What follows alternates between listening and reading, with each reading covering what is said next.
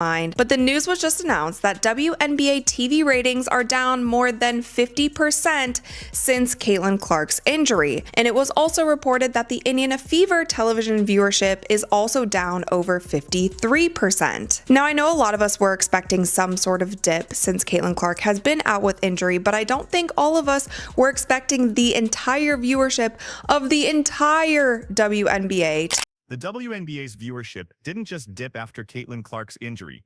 On a single national broadcast, it plummeted from over 1.2 million viewers to under 500,000. But the reason for this catastrophic drop isn't just the injury itself. It's what millions of new fans saw happening on the court for weeks leading up to it.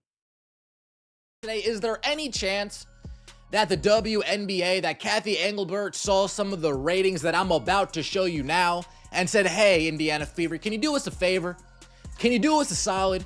Can you just tease a Caitlin Clark return, kind of boost these up a little bit? Can you just dangle a Caitlin Clark return in front of the fans' faces, try to boost these ratings up a little bit? There was one matchup that this league can consistently rely on to produce massive viewership numbers. This season was supposed to be the WNBA's coronation moment. With unprecedented hype and mainstream attention focused on its new superstar, the league had a golden opportunity to prove it could sustain its newfound popularity. The real stakes were never about one game, but about whether this was the start of a new era. A shocker. Imagine my surprise. Just imagine my surprise when Uncle Casey found out that the WNBA is struggling to maintain their ratings without Caitlin Clark.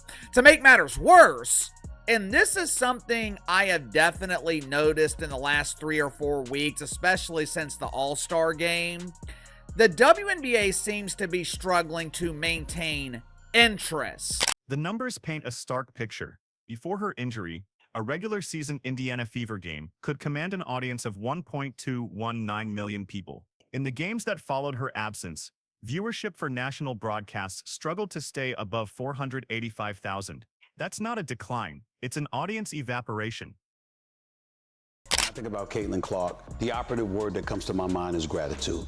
There's an incredible level of gratitude that should be accorded to this young lady with what she did for the sport. How was the attendance for Team USA in the Olympics? What would it have been like if Caitlin Clark was playing on that team? Remember the first game? Look at this right here. National broadcast viewership. What are we talking about here? 1,000, what is that? 1.219? Is that the number? And the game afterwards got 485,000. So the Fever in their game against the Minnesota Lynx was 1.219 million. You know things are bad when the most exciting part of the season has been fans trying to figure out if the league is going to collapse before the playoffs finish. But to understand why so many people tuned out, we have to look beyond the stats. For weeks, a narrative had been building among viewers. From a fan's perspective, the physical nature of the defense against Clark felt like it was escalating, with many on social media claiming she was being treated like a human crash test dummy.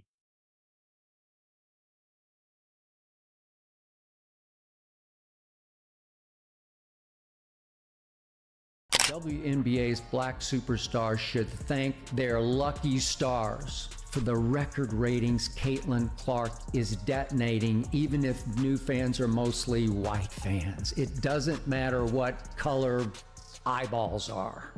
But the other day, I must admit, it hit me like Katie Bell Henderson telling me that's enough. I told myself it's not racist for me to like Caitlin. This wasn't just about one player being guarded tough. Viewers felt the officiating was inconsistent across the board. In one game, a hard foul might be ignored, while in another, a minor bump could result in a technical. This perception of inconsistency made games difficult to watch and eroded trust in the on-court product. The WNBA has a problem, and that problem is Caitlin Clark not playing in WNBA games. Now, what all does this affect? The ratings are plummeting. Guys, there's ratings for a couple of these games that are eye-poppingly. While this frustration was boiling over online, the league's public response struck many as disconnected. Commissioner Cathy Engelbert spoke of growth and momentum, even as fans were pointing to clear issues with player safety and officiating. This created a jarring contrast between the fan experience and the league's official narrative. That's not a trend that the WNBA is excited about. That's a trend that Cathy Engelbert would say, hey, Fever, hey, Lynn Dunn, hey, Kelly, hey, Amber, can you guys start dangling that Caitlin Clark return like you used to do? You know, before Caitlin Clark gave a statement and you guys were hands off. Can you guys, just string them along a little bit more? We want to get these ratings back up. We want to get these numbers back. Then came a truly puzzling decision. After a particularly physical game that drew national headlines, the league announced an investigation not into the on-court actions, but into the behavior of fans. While the investigation found nothing, the message it sent to many was that the league was more concerned with its image than with addressing the core problems viewers saw. At Indiana against the Chicago Sky, right after that game, they opened an investigation once again into the fans where they found nothing, but the damage had already been done at that point. If some of these things happen just one time here and there, or there's one certain media personality who's just always saying these kind of things, then whatever. I feel like fans as a whole can be like, okay, whatever, this person is just a hater. But this is something that has happened over and over and over again. And over time, it starts chipping away at how much you're going to actually care and want to support an organization if they continue to do things like that. The injury, when it finally happened, felt like the inevitable conclusion of this brewing storm. For the new audience the WNBA had worked so hard to attract, it wasn't just an unfortunate accident. It was seen as the predictable result of a problem they had been watching unfold in slow motion. A problem they felt the league was too slow to address. Caitlin Clark thing, man. I mean, it's embarrassing. It is embarrassing what you guys have done. And then people are catching on to your tactics.